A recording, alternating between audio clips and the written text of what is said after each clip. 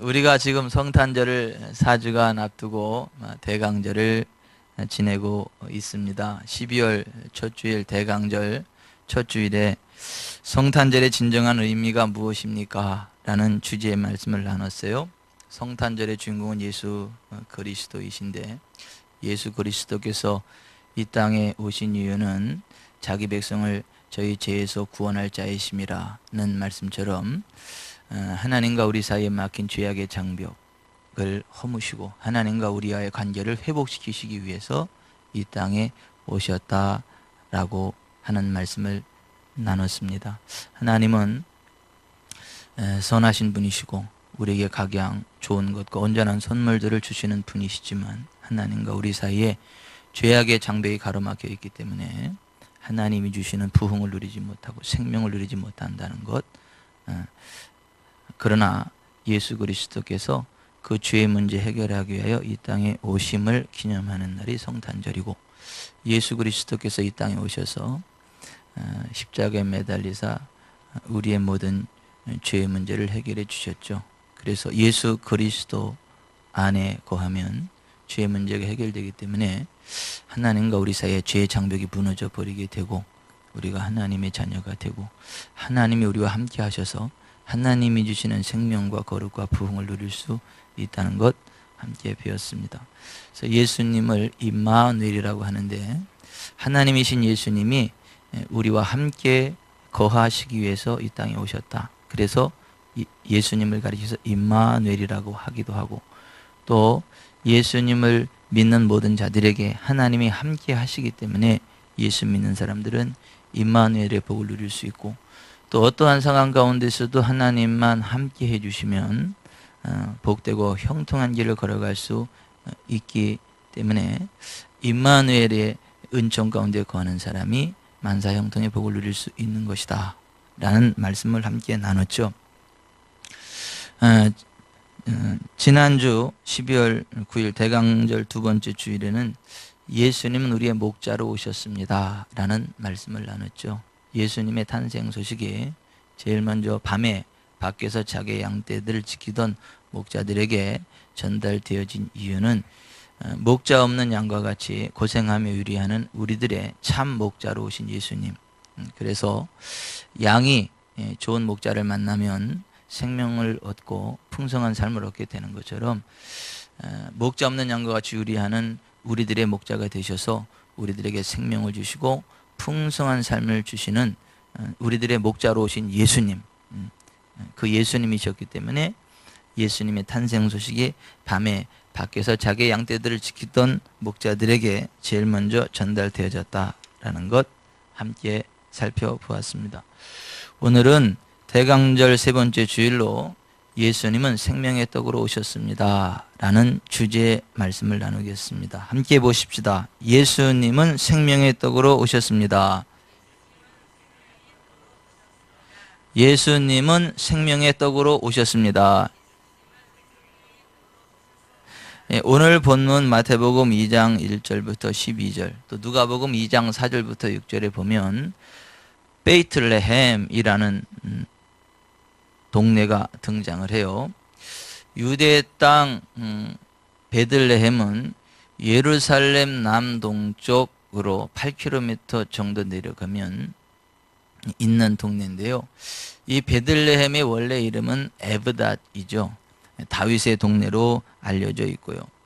구약 성경 룻기서에 나오는 베들레헴이고, 라헬의 무덤이 있는 곳이고, 다윗의 조상 보아스와 오벳과 이세, 그리고 다윗을 배출한 동네고, 다윗이 그곳에서 기름 부음을 받고 이스라엘의 왕이 되었기에 다윗의 동네로 알려진 동네가 이 베들레헴입니다. 예수님 탄생 당시에 국제 정세를 통해서 예수 그리스도께서 베들레헴에서 출생하실 수 있도록 하나님께서 역사하시는 모습이 성경에 기록되어져 있는데요. 당시에 이스라엘은 로마의 식민 통치를 받고 있었죠. 그 당시 로마의 황제가 카에사르 옥타비아누스, 우리 말 성경에 가이사 아구스토 이렇게 표현이 돼 있죠. 기원전 31년부터 주후 14년까지 통치했던 황제인데요. 그 카에사르 옥타비아누스가 전 식민 국가들에게 명을 내리기를 다 자기 고향으로 돌아가서 호적을 하라고 했습니다. 예수님의 부모인 요셉과 마리아도 그 고향이 다윗의 동네 베들레헴이기 때문에 그곳에 가서 호적을 하려고 했었죠. 참고적으로 예수님의 육신의 아버지로 알려져 있는 요셉이 다윗의 후손이죠. 마태복음 1장에 나와 있는 예수님의 족보가 요셉의 족보입니다. 반면에 실제로 예수님의 어머니가 되는 성령으로 잉태해서 예수 그리스도를 이 땅에 나게 하신 육신의 어머니가 되는 마리아, 이 마리아도 다윗의 후손입니다. 누가복음 3장에 나오는 예수님의 족보는 예수님의 어머니인 마리아의 족보입니다. 그래서 마태복음 1장에서는 다윗으로부터 솔로몬으로 흘러서 요셉까지 내려오는 계보고요. 누가복음 3장의 계보는 다윗으로부터 나단 계보를 흘러서 마리아까지 내려오고, 그리고 그 아들이 없으니까 요셉과 결혼을 해서 계대 결혼법에 의해서 요셉이 그 마리아 집의 아들처럼 되는, 사람들이 아는 대로는 요셉의 아들이니 라고 하는 이유가 그렇습니다. 그래서 예수님은 부계 모계가 다 다윗의 후손이었다라고 하는 것이고, 다윗도 요셉도 마리아도 다윗의 동네가 고향이기 때문에 그곳에 가서 호적을 하려고 했었다라고 하는 것입니다. 그 베들레헴 그 출신이기 때문에 예수님의 부모인 요셉과 마리아가 베들레헴을 향해 갖고 도착했지만, 막상 도착하고 보니까 그 당시 사람들이 많이 몰려서 그랬는지 어째서 그랬는지 숙박시설이 부족했죠. 그래서 여관에 도저히 들어갈 곳이 없어가지고 말들이 이렇게 쉬고 있는 마구간에서 예수님을 출산해야만 했죠. 그리고 예수님 출산하시고 나서 강보에 싸가지고 말 밥통인 그 구유에다가 예수님을 누였다라고 성경이 기록하고 있는데요. 누가복음 2장 7절에 보면 첫 아들을 낳아 강보로 싸서 구유에 누웠으니 이는 여관에 있을 것이 없음이로라, 이렇게 되어 있어요. 여러분, 그 예수님이 왜 베들레헴에 가셔가지고 왜 말들이 있는 그 헛간에서 태어나셔야만 했고 말을 밥그릇인 구유에 누이셔야만 했는가? 너무 좀 초라하지 않나? 이런 생각을 해 보실 수 있겠지만은, 사실은 예수님에 관한 한 가지는 하나님의 계획과 섭리 가운데 진행되어진 것으로 보아야 맞습니다. 예수 그리스도께서 베이틀레헴에서 태어난 것은, 베이틀레헴은 떡집이란 얘기거든요. 이 땅에 생명의 떡으로 오시는 예수님이시기 때문에 떡집으로 가신 것이고, 또 말 구유에 누였던 것은 원래 예수님이 우리의 생명의 떡으로 오셨기 때문에 원래는 밥그릇에 이렇게 들어가셔야 돼요. 근데 예수님, 아무리 아기지만은 아기 예수님이 들어갈 만한 큰 밥그릇이 어디 있어요? 그러니까 상징적인 의미로 말 밥그릇인 말 구유에 이렇게 누우셨다라고 하는 것입니다. 예수님의 어떤 탄생과 어떤 성장 과정과 사역과 어떤 승천에 관한 기록들을 담고 있는 책이 신약 성경의 사복음서죠. 마태복음, 마가복음, 누가복음, 요한복음, 요 네 권에 보면 예수님이 구약에 예언된 대로 메시아로 이 땅에 오셨고, 어떻게 성장을 하셨고 어떠한 일들을 하셨고, 또 장차 어떻게 재림하실 것인지, 또 어떻게 부활 승천하셨는지에 대해서 기록해 놓고 있는 책이 이 사복음서인데요. 마태, 마가, 누가, 요한, 이 사복음서가 동일한 예수님에 대해서 기록하고 있지만 예수님이 네 가지 다른 면을 기록하고 있는 책입니다. 똑같은 책이 아니에요. 예수님에 관해서 똑같은 사건을 기록해 놓고 있는 것이 아니다라고 하는 것입니다. 마태복음 같은 경우는 임마누엘이 하나님으로 오신 예수 그리스도를 증거하기 위한 목적으로 기록되었습니다. 그래서 예수님의 이름이 임마누엘이라는 것을, 우리와 함께 하시는 하나님이시라는 것을 1장에 기록해 놓고 있고, 28장 마지막에 예수님이 구름 타고 승천하시는 기사가 기록이 되어 있어요, 안 되어 있어요? 안 되어 있습니다. 왜 예수님이 구름 타고 승천하신 사건이 마태복음에는 기록이 안 돼 있나? 마태복음의 기록 목적은 세상 끝날까지 우리와 함께 하시는 하나님, 세상 끝날까지 우리와 함께 하시는 예수님을 기억하기 위해서 기록해 놓은 책이기 때문에 예수님이 구름 타고 승천하시는 사건은 일부러 기록을 안 하고 볼지어다 내가 세상 끝날까지 너희와 항상 함께 있느니라는 말씀으로 끝나요. 구름 타고 하늘나라 올라가신 거 기록하면 사람들이 생각하기를 예수님 구름 타고 하늘나라 올라가셨으니까 더 이상 우리와 함께 안 하셔, 하늘나라에 계시지, 이렇게 착각을 할까 봐 그 사건은 일부러 기록을 안 해놓고 볼지어다 내가 세상 끝날까지 너희와 항상 함께 있느니라 이 말씀으로 끝내는 거예요. 여러분, 예수님은요 세상 끝날까지 우리와 함께 하시는 임마누엘의 하나님이심을 믿으시기 바랍니다. 순간순간 우리와 함께 하심을 믿으시기 바랍니다. 예수님은요 늘 우리와 함께 하시는 분이세요. 마태복음의 기록 목적 가운데 하나가 그겁니다. 누가를 통해서는 목자 없는 양과 같은 우리의 목자로 오신 예수님을 기록하고 있고요. 요한을 통해서는 오늘 우리가 살펴보려는 생명의 떡으로 오신 예수 그리스도를 묘사하고 있습니다. 요한복음에는 메시아 즉 그리스도는 갈릴리가 아닌 베들레헴에서 나온다는 것들을 강조하고 있음을 봅니다. 요한복음 7장 41절에 보면 어떤 사람은 그리스도를 하며 어떤 이들은 그리스도가 어찌 갈릴리에서 나오겠느냐, 성경에 이르기를 그리스도는 다윗의 씨로 또 다윗에 살던 마을 베들레헴에서 나오리라 하지 아니하였느냐. 그러니까 예수님은 베들레헴에서 나오셔야만 한다라는 것을 지적하고 있어요. 이 베들레헴이 무슨 뜻이라고요? 떡집이라는 말입니다. 베이트가 집이에요. 레헴, 떡. 그러니까 떡집이라는 말이 베들레헴이에요. 그러니까 예수님은 우리의 생명의 떡으로 오신 분이시기 때문에 떡집인 베이틀레헴에서 태어나야 된다라고 하는 것을 기록하고 있습니다. 그리고 6장 35절에 예수께서 이르시되 나는 생명의 떡이니 내게 오는 자는 결코 줄이지 아니할 터이요 나를 믿는 자는 영원히 목마르지 아니하리라. 요한복음 6장 48절 내가 곧 생명의 떡이니라. 55절 내 살은 참된 양식이요 내 피는 참된 음료로다. 예수님은 그 자신이 참된 생명의 떡이요 생명의 음료가 되신다라고 하는 것입니다. 그래서 베들레헴에 오셨고 말의 떡그릇, 밥그릇인 구유에 누우셨다라고 하는 것입니다. 여러분, 예수님은요 우리의 생명이 떡이 됨을 믿으시기 바랍니다. 참된 양식이요 참된 음료가 되심을 믿으시기를 바랍니다.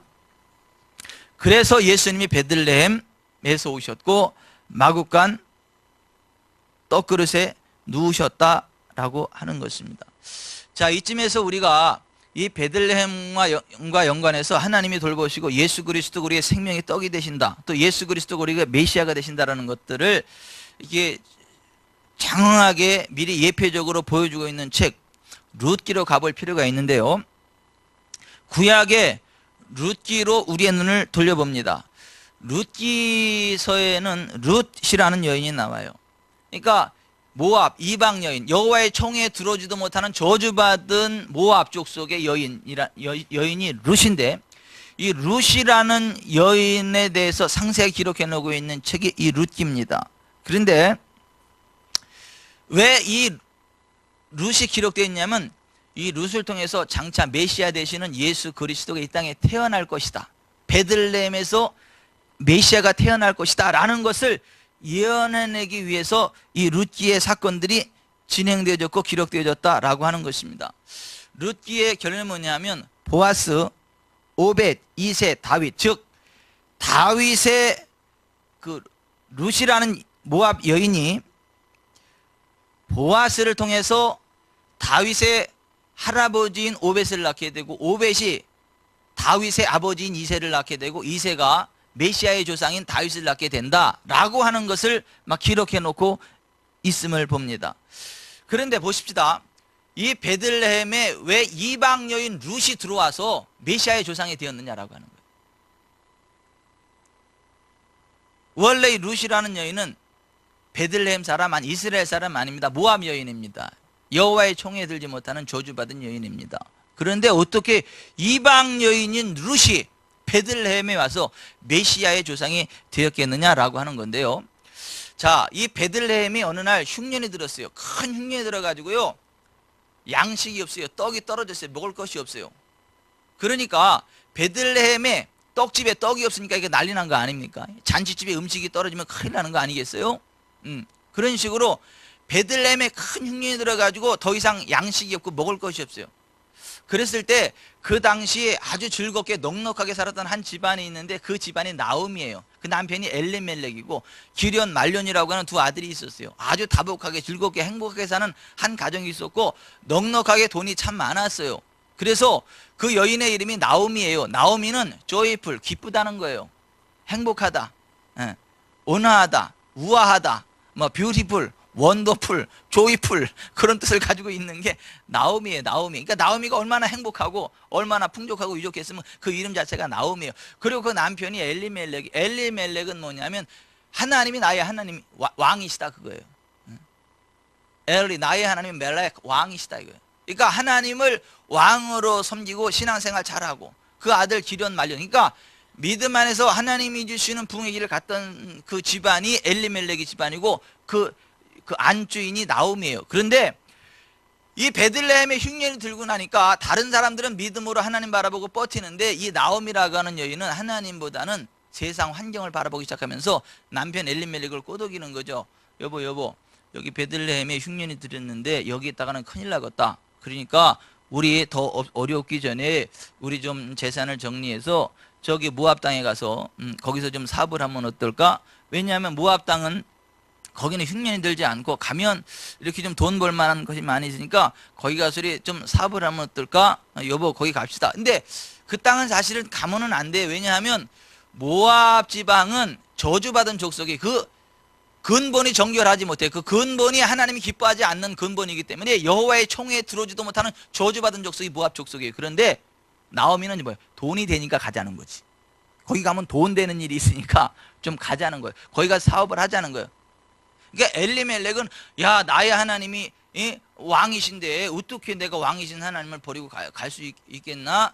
안 되지 하고 이렇게 거절을 했어요. 그런데도 이 나오미가 살살 긁으니까, 살살 긁어주니까 넘어가는 거지. 엘리멜렉이. 이게 여자가 살살 긁어서 안 넘어갈 남자가 이 세상에 하나도 없어. 첫사람 아담도 그랬고 하와가 꼬드기니까 죽는 길 갔고, 지금 이게 엘리멜렉도 마찬가지. 나오미가 살살 꼬드기니까 그냥 그 아내 말에 따라서 이제 가서는 안 될 모압 지방을 간 거예요. 모압 지방에 가서 한 10년을 지나면서 이제 그 모압 여인을 자부들로 맞이했죠. 며느리를 맞이했죠. 그러니까 10년 지나는 동안에 이제 두 아들을 거기서 장가를 보냈는데요. 어떤 일이 벌어지냐면 10년 동안 지나는 동안에 아이고 그 엘리멜렉이 시름시름 앓더니 죽네요. 그리고 이방 그 모압 여인 둘을 잡으러 맞이했는데 기련이 시름시름 앓더니 죽네요. 말론이 시름시름 앓더니 죽네요. 그러니 이 나오미가 나갈 때는 이 남편하고 아들 둘하고 아주 어깨에 힘을 주고 나갔는데 거기가 남편 죽었죠. 결혼해서 며느리들 얻었는데 아들들이 다 죽었죠. 그러니까 여자 셋만 남은 거예요. 셋만 남은 거예요. 그러니 이게 얼마나 고통스러워요. 그 남편 잃었지, 자식 둘 잃었지, 아무런 소망이 없어요. 세상 말로 개털됐어요.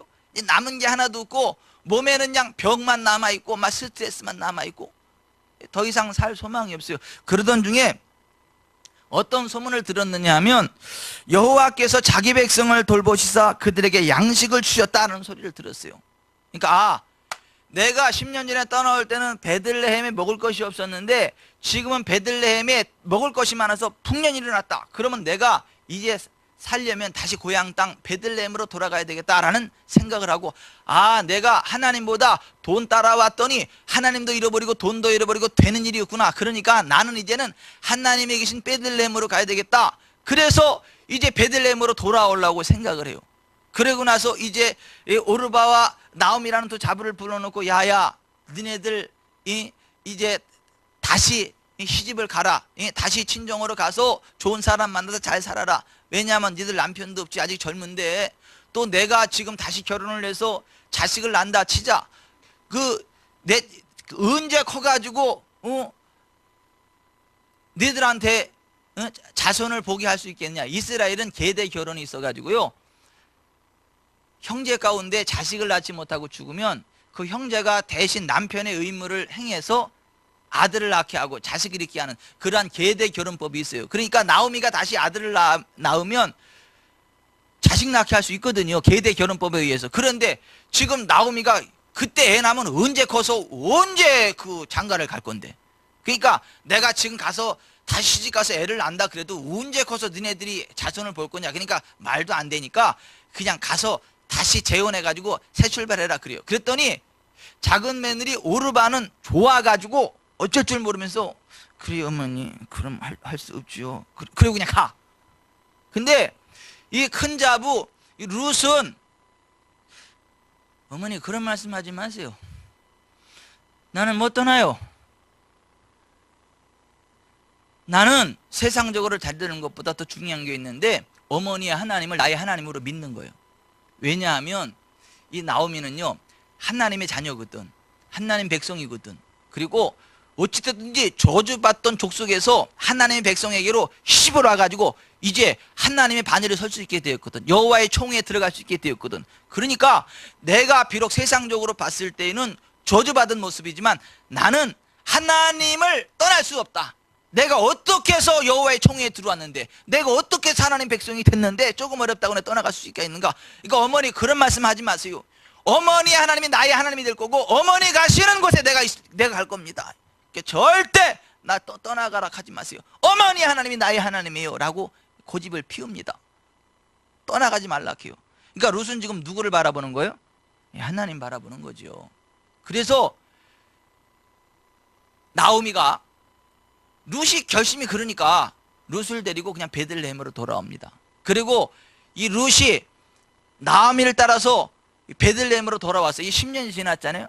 그러니까 이제 10년 만에 이 나오미가 베들레헴에 돌아오니까 그 베들레헴 사람들이 막 뛰어나와가지고 10년 전에 떠났던 그 나오미, 그래도 제일 부자였던 나오미가 떠나갔다 돌아왔는데 어떻게 됐냐고 가보니까 부자 돼서 금이 환영할 줄 알았더니 부자가 아니라 완전히 거지 돼가지고 개털, 거기다가 이방 모압 여인 하나 이렇게 데리고 왔어요. 얼굴도 거무튀튀하고. 그리고 나오미를 보니까 얼굴이 막 쭈글쭈글하고 이게 막 나오미가 아닌 거예요. 그래서 그 사람들이 나오미를 보고 제일 처음으로 한 말이 뭐냐면 Can this be 나오미? 이 사람 정말 나오미 맞아? 그랬어요. 그러니까 나오미가 아니라는 거죠. 그렇게 막 온화하고 아름답고 기쁨 충만하고 그렇게 잘 나가던 나오미였는데 보니까 완전히 다 잃어버리고 개털 막 몸은 병들고 막. 그러니까 이 사람이 정말 나오미 맞냐 이거예요.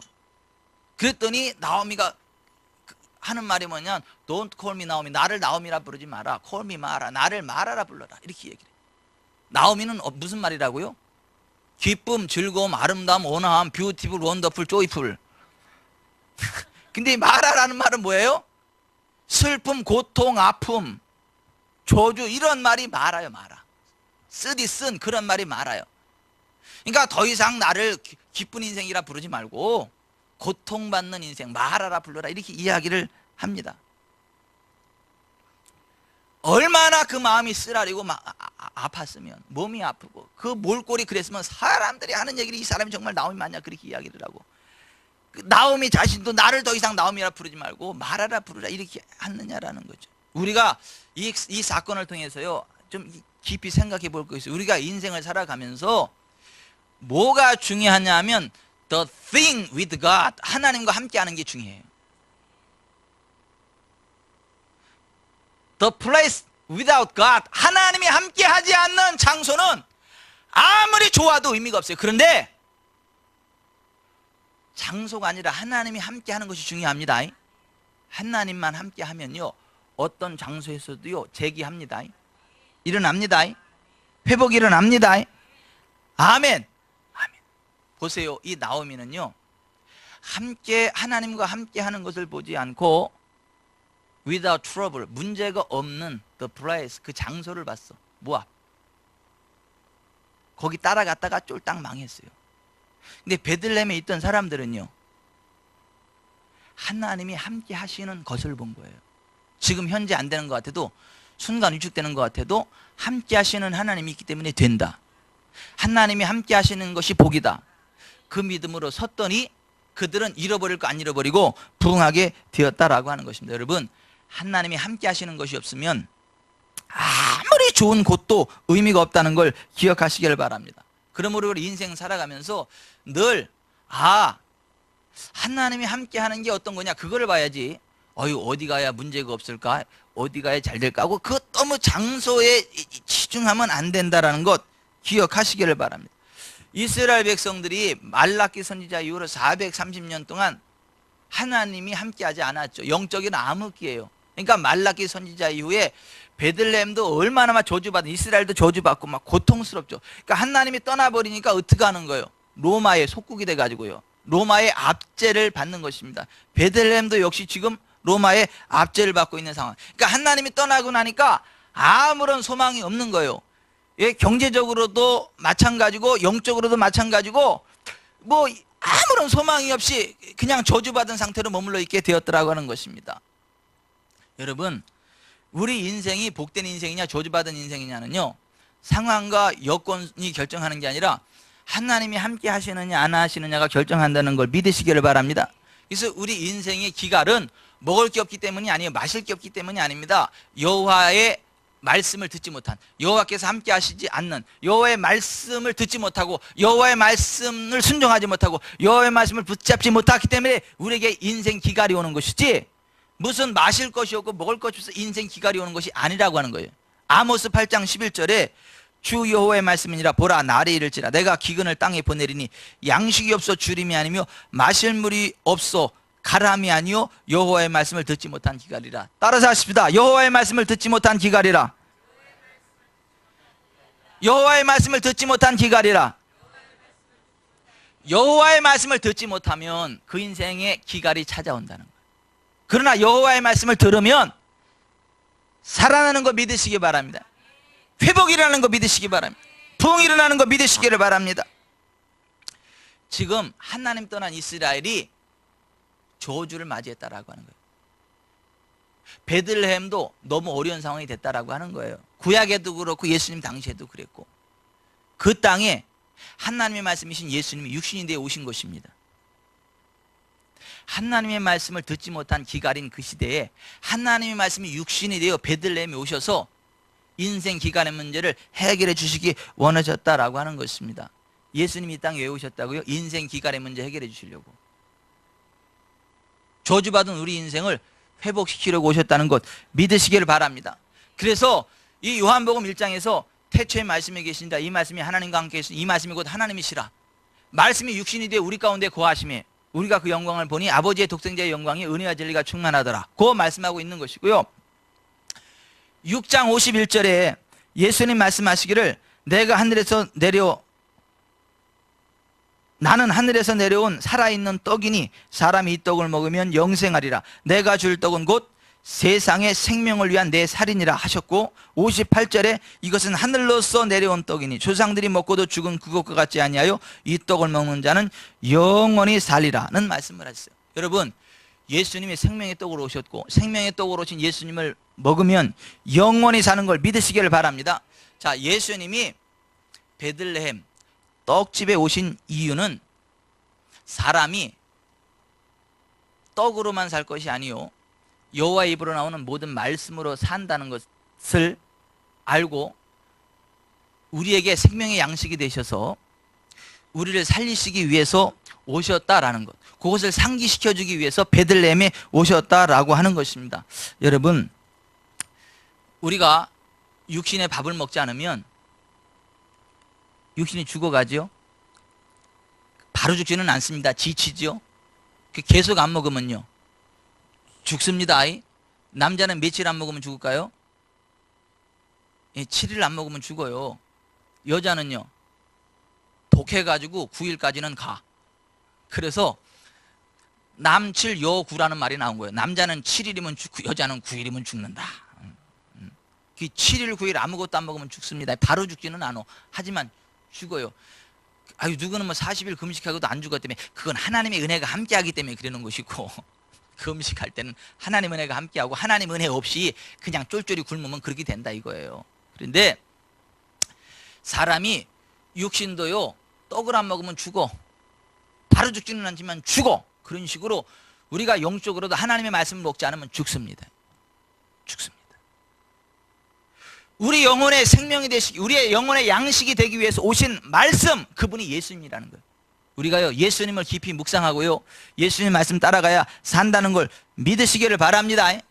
그래서 예수님이 생명의 떡으로 오셨기 때문에 유대 땅 베들레헴에 오셨다라고 하는 것입니다. 그런데 보십시다. 세상 떡은요, 먹으면 소화되고 끝나. 근데 생명의 떡이신 예수님은요, 먹으면요, 영생하게 되는 걸 믿으시기를 바랍니다. 또 생명의 떡이신 예수님을 믿으면, 먹으면 영원히 목마르지 아니하는 걸 믿으시기를 바랍니다. 요한복음에 보면요, 열병으로 죽어가던 자신의 아들을 고쳐달라는 왕의 신하에게 가라, 내 아들이 살아있다라는 단 한마디의 말씀으로 그 왕의 신하에 죽어가던 아들을 살리신 예수님에 대해 기록해 놓고 있고요, 베데스다 연못에 38년 동안 그냥 하염없이 죽어가던 그 환자를 고쳐주신 예수님에 대해서 이야기를 하고 있고요, 또 그러한 막 기적이 일어나는, 병 고침의 기적이 일어나는 것을 보고 수많은 사람들이 예수님을 따라왔는데, 예수님이 하나님의 말씀을 증거하다가 그 사람들이 굶는 상황이 되자 보리떡 5개와 물고기 2마리를 가지고 그 5,000명이나 되는 사람을 배불리 먹게 하고도 12광주리가 남게 되는 오병이의 기적을 일으키셨다는 것을 막 기록해 놓고 있습니다. 보십시다. 병 고쳐지지요, 아무런 소망 없는 사람이 소망이 생기죠, 죽어가던 사람이 일어나죠, 배고플 때 먹을 거 주죠. 그러니까 사람들이 야, 예수님 따라가면 다 되겠다. 뭐 병도 고쳐지지, 죽은 사람도 살아나지, 배고프면 뭐 채워지니까 예수님 따라가면 뭐 걱정할 게 하나도 없네. 그래가지고 소문이 나가지고요, 인산인해로 사람들이 예수님이 확 몰려온 것입니다. 그랬을 때 예수님이 그 수많은 군중들을 향해서 이렇게 말씀을 하십니다. 요한복음 6장 26절, 내가 진실로 진실로 너희에게 이르노니 너희가 나를 찾는 것은 표적을 본 까닭이 아니요 떡을 먹고 배부른 까닭이로다. 썩을 양식을 위하여 일하지 말고 영생하도록 있는 양식을 위하여 하라. 이 양식은 인자가 너희에게 주리니 인자는 아버지 하나님께서 인치신 자니라는 말씀을 하셨어요. 자, 여기 좀 보십시다. 지금 예수님을 따라오는 군중들은요, 뭐 보고 따라왔다고요? 떡을 보고 따라왔다고요. 그 기적이 일어나는 걸 보고 따라왔다고. 그러니까 이들의 관심은 뭐예요? 지금 떡이에요. 이들의 관심은 뭐예요? 질병 치유예요. 그러니까 이들이 예수님을 따라오는 이유는 뭐냐면 떡 때문에, 떡. 그 질병 치유되는 거, 그것 때문에 예수님을 따라오는 거예요. 그 수많은 무리들이 따라왔어요. 그랬더니 예수님이 그들에게 하시는 말씀이 그거예요. 내가 진실로 진실로 너희에게 이르노니 너희가 나를 찾는 것은 표적을 보는 까닭이 아니요 떡을 먹고 배부른 까닭이로다.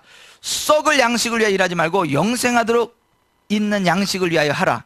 이 양식은 인자가 너희에게 주리니 인자는 아버지 하나님께서 인치신 자니라는 말씀을 하셨어요. 그러면서 나는 생명의 떡이니 내게 오는 자는 결코 줄이지 아니할 터요 나를 믿는 자는 영원히 목마르지 아니하리라는 말씀을 하셨습니다. 자, 여기 좀 보세요. 쉽게 설명을 해드릴게요. 이거예요. 사람들은 예수님을 따를 때 그들의 육신적인 필요 때문에 따른다는 거예요. 움직일 때 육신의 필요를 따라 움직인다라고 하는 거예요. 그 육신의 필요를 따라 움직이면 예수님 진짜 못 만난다는 거예요. 예수님 놓쳐버린다는 거예요. 하지만 썩지 아니하는 생명의 떡으로 오신 예수님을 바라보면, 예수님을 의지하면, 예수님을 붙잡으면 그 예수님으로부터 떡도 나오고 치유도 나오고 회복도 나오고 부흥도 나오고 천국의 영생도 나온다라고 하는 거예요. 그러니까 보십시다. 썩을 양식을 바라보며 사는 게 아니라 영생하도록 있는 양식인 예수님을 바라보라는 거예요. 세상 떡을 바라보면 떡 먹고 끝이지만 영생하도록 있는 생명의 떡 되시는 예수님을 바라보면 예수님으로 떡도 나오고 밥도 나오고, 떡이나 밥이나 그게 그건가?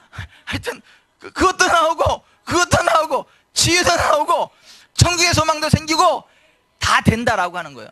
근데 보통 많은 사람들이 그렇게 예수님을 바라보는 게 아니라 떡을 본다는 거예요. 겉으로 드러나는 그것만 본다는 거예요. 그리고 그것만 따먹고 끝난다는 거예요. 그러나 여러분, 그걸 보지 말고 그것을 가능케 하시는 예수님을 바라보시기를 바랍니다. 그래서 예수님이 생명의 떡으로 오셨다는 말씀이 그 말씀이다라고 하는 것입니다. 단지 물질의 필요만을 바라보고 그 물질을 따라가는 인생은 결국 멸망하게 될 것이지만, 생명의 떡 되시는 예수님을 바라보면 예수님 안에서 그 필요 이상의 더 놀라운 것들이 나온다라고 하는 것입니다. 그러니까 요한복음 6장에서 그렇게 기록한 요한이 7장부터 쭉 보면 영생하도록 위하여 있는 생명의 양식으로 오신 예수님을 믿고 따르는 사람들에게 임하는 영생의 복이 어떤 것인가를 설명하고 있는데요, 7장에서 예수를 믿는 자는 그 배에서 생수의 강이 흘러나오리라는 성령 충만한 삶을 이야기하고 있고요, 8장에서는 음행 중에 잡혔던 여자가 예수로 말미암아 죄 용서함 받고 거룩한 사람으로 바뀌어졌다라는 것을 이야기하고 있고요, 9장에서는 맹인된 사람이 예수로 말미암아 그 눈을 고침받고 건강한 사람이 되었다는 것을, 10장에서는 생명을 얻게 되고 더 풍성히 얻게 되는 것을 예수님이 가능케 하심을, 11장에서는 죽은 나사로를 살려주심으로 우리에게 부활의 소망이 있음을 말씀하고 있습니다. 이것이 영생하도록 위하여 있는 생명의 떡 되시는 예수님을 따라갈 때 경험하게 되는 복이라고 하는 것입니다. 여러분, 생명의 떡 되시는 예수님을 바라보고 의지하고 나아가는 가운데 성령 충만을 누리시기를 바랍니다. 거룩한 사람이 되시기를 바랍니다. 건강한 사람이 되시기를 바랍니다. 또 생명을 얻게 되고 또 풍성히 얻게 되는 일들이 있기를 바랍니다. 또 부활의 소망이 있음을 아시길 바랍니다. 12장부터 19장에서는 바로 우리에게 그와 같은 삶을 가능하게 하기 위해서 예수님이 고난을 당하시고 테텔레스타이, 죄값을 다 지불하고 죽으셨다라는 걸 기록해 놓고 있어요. 그래서 요한복음 19장 30절에 다 이루었다라는 말씀이 나오는 거예요. 뭐요? 우리가 풍성한 삶을 살아가기 위해 있던 모든 저주의 값을 예수님이 다 담당하셨다라고 하는 것입니다. 그러면서 20장에서는 부활의 주님을 소개하고 결론적으로 예수께서 제자들 앞에서 이 책에 기록되지 아니한 다른 표적도 많이 행하셨으나 오직 이것을 기록하면 너희로 예수께서 하나님의 아들 그리스도이심을 믿게 하려 하며 또 너희로 믿고 그 이름을 힘입어 생명을 얻게 하려 함이니라는 말씀을 하셨어요. 예수 믿으면 생명을 얻는다는 것입니다. 근데 이 생명이 어떤 생명이에요? 영적인 생명입니까? 예, 맞습니다. 영적인 생명. 근데 영적인 생명만입니까? 아닙니다. 영, 혼, 육, 재정, 현세, 내세를 아우르는 총체적인 회복을 이야기하는 것이지, 단지 천국을 이야기한다든가 단지 영생을 이야기한다든가 단지 치유를 이야기한다든가 어떤 하나만을 이야기하는 게 아니다라고 하는 것입니다. 그래서 요한복음에는 총체적인 회복을 주시는 예수님, 총체적인 부흥을 주시는 예수님에 대해서 기록하고 있다는 것입니다. 그리고 마지막 21장에서는 부활의 주님께서 삶의 현장에 나타나서 제자들의 필요를 채워주시는 예수님에 대해서 기록을 하고 있고요, 또 하나님의 어린 양인 하나님 백성들을 제자들을 통해서까지라도 끝까지 돌보시는 예수님에 대해서 기록해 놓고 있는 것입니다. 그러므로 여러분, 생명의 떡으로 오신 예수님, 우리의 목자가 되게 해서 오신 예수님을 믿고 의지하면 우리의 모든 문제들이 해결되고 치료되고 회복되는 걸 믿으시길 바랍니다. 예수님 안에 그 모든 것이 있다는 것입니다. 그러니까 우리가 다닐 때 떡을 보는 게 아니라 떡을 가는 게 하시는 예수님을 보시기 바랍니다. 치유를 보는 게 아니라 치유를 가는 게 하시는 예수님을 보시기 바랍니다. 천국을 보지 말고 천국을 가는 게 하시는 예수님을 보시기 바랍니다. 이게 썩는 양식을 위하여 일하지 말고 영생하도록 있는 양식을 위하여 일하라고 하는 예수님의 말씀의 의미라고 하는 것입니다.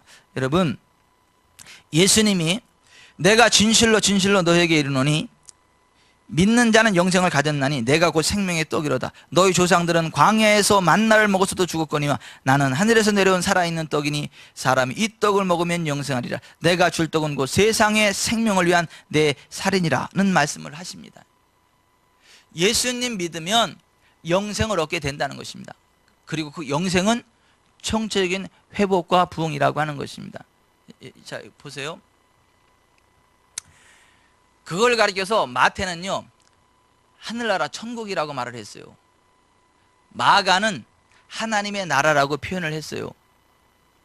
요한은요, 영생이라고 표현을 하고 있는 거예요. 그러니까 하늘나라나 하나님의 나라나 영생이나 똑같은 개념입니다. 그 표현의 방식이 다를 뿐 똑같은 것을 의미하는 것입니다. 하나님이 임재하셔서 우리를 회복시킨다는 것입니다. 우리에게 부흥을 주신다라고 하는 것입니다. 우리를 영원한 생명의 길로 인도하신다라고 하는 것입니다. 그래서 마태가 하나님의 나라 천국에 대해서 설명을 하기를 내가 하나님의 성령을 힘입어 귀신을 쫓아내는 것이면 하나님의 나라가 이미 너희 위에 임하였느니라고 했는데요, 그 하나님의 나라는 하나님의 성령께서 임하셔서 귀신이 떠나가고 회복이 일어나는 것, 그것이 하나님의 나라라고 하는 것처럼 천국이 바로 그와 같은 것이고, 오늘 요한이 이야기하는 영생이 그와 같은 개념이라고 하는 거예요. 그러니까 이게 표현의 방식만 다르지 에센스, 본질은 똑같다라고 하는 거예요.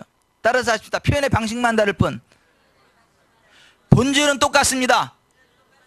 하나님이 주시는 회복, 하나님이 주시는 부흥, 하나님이 주시는 천국, 그것이 그 하나님의 나라 천국 영생이 의미하는 것이다 라고 하는 것입니다. 여러분, 예수님께서요 베들레헴에 생명의 떡으로 오실 것을 누가 예언을 했냐면 미가 선지자가 예언을 했어요. 미가서 5장에 바라보면 미가서 5장 2절에 이렇게 예언이 되어 있습니다. 미가서 5장 2절에 메시아이신 예수께서 베들레헴 떡집에 오실 것을 예언하고 있습니다. 오늘 마태복음 2장 6절 같이 읽어봅니다. 시작. 또 유대 땅 베들레헴아 너는 유대 고을 중에서 가장 작지 아니하도다. 내게서 한 다스리는 자가 나와서 내 백성 이스라엘의 목자가 되리라. 요게 미가서 5장 2절에 나오는 예언의 말씀입니다. 자, 유대 땅 베들레헴에서 예수 그리스도가 메시아가 나오실 것이다라고 예언을 해놓고요, 요 미가서 5장 4절로 내려가면 이렇게 돼 있어요. 그가 여호와의 능력과 그의 하나님 여호와의 이름의 위엄을 의지하고 서서 목축하니 그들이 거주할 것이라. 이제 그가 창대의 땅끝까지 미치리라 고 되어 있는데요, 자, 여러분들이 이 구절을 이해하기 쉽게 하기 위해서 현대어 성경을 읽어드립니다. 미가서 5장 4절. 그가 통치자로 나타나면 그는 주님의 권능을 받아 활동하고 자기의 하나님이신 여호와의 존귀한 이름을 걸고 자기의 양떼를 먹일 것이다. 그러면 그의 백성이 거기서 걱정 없이 거주할 것이다. 자, 보십시다. 우리가 걱정 없이 살도록 하기 위해서 오시는 분이 메시아라는 거예요. 그분이 예수님이라는 거예요. 그리고 그분이 유대 땅 베들레헴에 오실 것이다 라고 하는 거예요. 그러니까 지금 미가가 이야기하는 게 요한복음에 그대로 투사되어 있는 것입니다. 유대 땅 베들레헴에 오시는 메시아, 그분이 오시는 이유는 우리를 먹이셔서 걱정 없이 살게 하기 위함이다 라고 하는 것입니다. 그래서 진짜 예수 믿는 사람은요 걱정 없는 삶을 사는 게 맞습니다. 걱정 없는 삶을 살아야 됩니다. 왜냐하면 예수님이 해결해 주시니까요. 예수님이 회복시켜 주시니까는요. 예수님이 부흥시켜 주시니까는요. 그래서 우리를 걱정 없이 살게 하기 위해서 오시는 분이 메시아, 생명의 떡, 그분이 유대 땅 베들레헴에서 오신다. 이것을 미가가 예언해 냈다라고 하는 것입니다. 오늘 본문 마태복음 2장 5절 6절에서 그 미가의 그 말을 인용해서 지금 이야기하고 있는 것입니다. 여러분, 예수님은요 생명의 떡이 되십니다. 생명의 떡이 되시는 예수님을 믿고 영접하고 받아 먹으면 영원히 목마르지 아니함을 믿으시기를 바랍니다. 자, 이 생명의 떡 가운데 하나가 이 생명의 떡이 갖는 권능이 뭐냐면 치유의 권능입니다. 회복의 권능입니다. 자, 마가복음 7장에 바라보면 수로보니게 여인의 딸이 흉악히 귀신 들렸어요. 예수님한테 쫓아와가지고 다윗의 자손 예수요, 나를 불쌍히 여기서 내 딸이 흉악히 귀신 들렸나이다라고 외칩니다. 그랬을 때 예수님 뭐라고 말해요? 자녀의 떡을 취하여 개들에게 던짐이 마땅치 아니하다 그래요. 지금 귀신 들려서 내 딸이 귀신 들려서 고쳐달라 했더니 예수님 뭐라 그래요? 자녀의 떡을 취하여 개들에게 던짐이 마땅치 않다는 얘기를 해요. 이 무슨 얘기냐면 질병을 치료하는 것, 그걸 가르쳐서 하나님이 자녀들에게 주는 떡이라고 표현하는 것입니다. 그러니까 생명의 떡 되시는 예수님은요, 우리의 치유자가 되십니다. 우리를 고치십니다. 그게 영적인 것이 되었든 육적인 것이 되었든 무슨 경제적인 것이 됐든 상관없습니다. 고치십니다. 배부르게 하십니다. 그 고친다, 배부르게 한다, 회복시킨다, 이게 떡이라니까, 떡. 이게 좋은 음식 먹으면 우리가 건강해지잖아요. 살잖아요. 좋은 음식 안 먹으면 죽잖아요.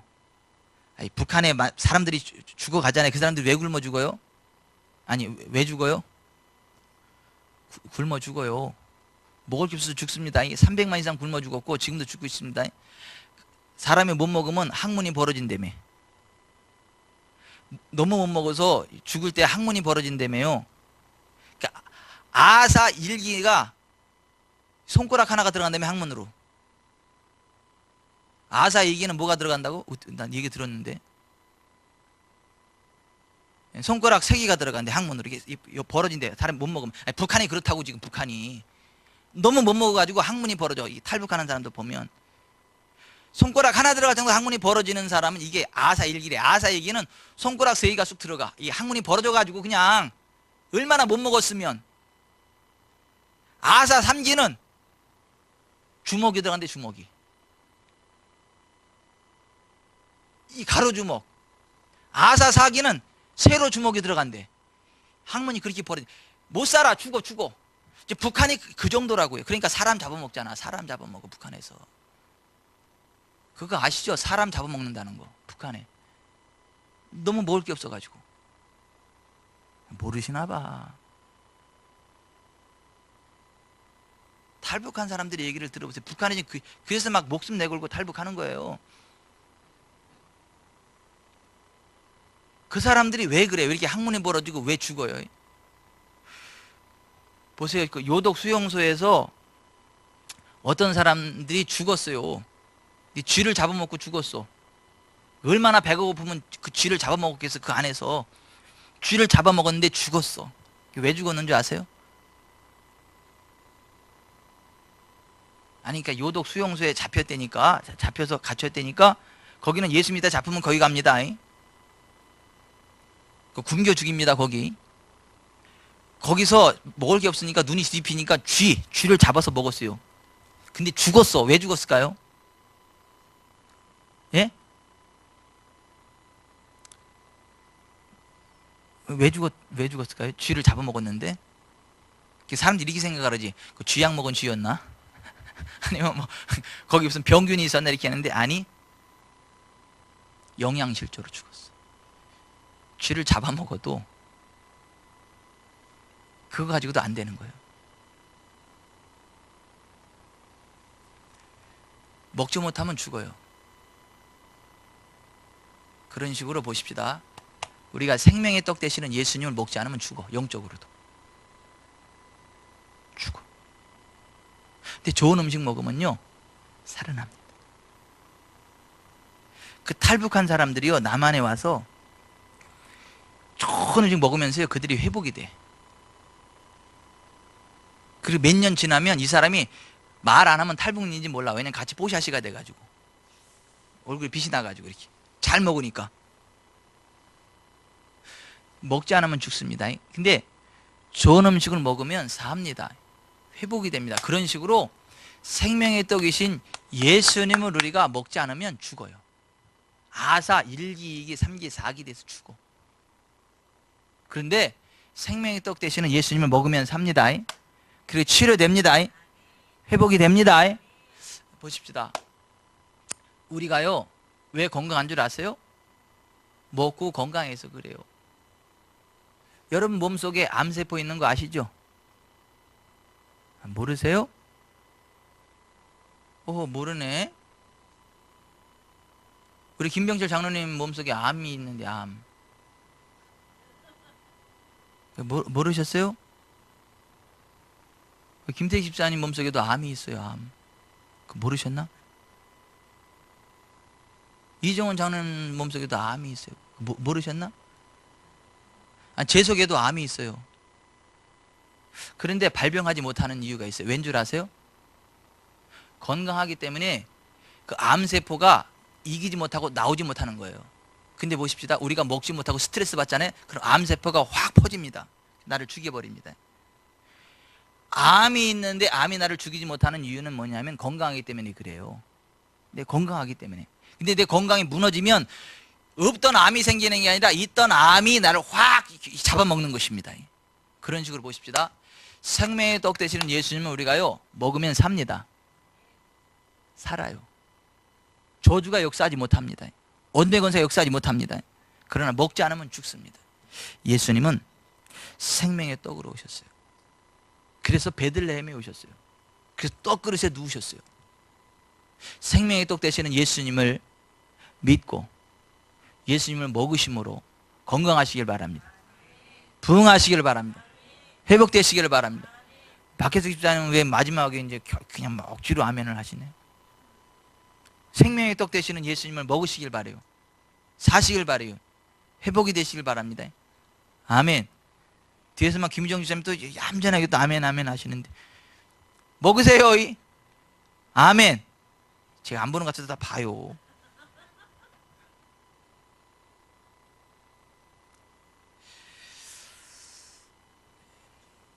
예수님이 그래서 요한복음에서 이렇게 말씀하세요. 이스라엘 백성들이 광야에서 만나를 먹었어도 죽었다. 나는 하늘에서 내려온 산떡이니 나를 먹는 자는 영원히 죽지 않는다. 무슨 얘기인지 아세요? 이스라엘 백성들이 광야 생활하는 동안에 먹을 게 없어요. 마실 게 없어요. 그런데 그들이 안 굶어 죽었어요. 왜 그랬죠? 하나님께서 하늘에서 만나를 내리셨어요. 메추라기를 내리셨어요. 반석에서 물이 나오게 하셨어요. 그래서 그들이 살았어요. 그런 식으로 이 땅에 생명의 떡으로 오셔서 우리의 필요들을 채워주시는 분이 예수님이라는 거예요. 광야 이스라엘 백성들에게 함께 하셨던 하나님이 오늘 우리와 함께 하시는데 그분이 예수님이라는 거예요. 광야에 아무 것이 없어도 하나님 한 번 붙잡았더니 다 해결되었던 것처럼 오늘 우리의 인생 가운데 아무 것이 없어도 생명의 떡으로 오신 예수님 바라보면 예수님 의지하면 다 된다는 거예요.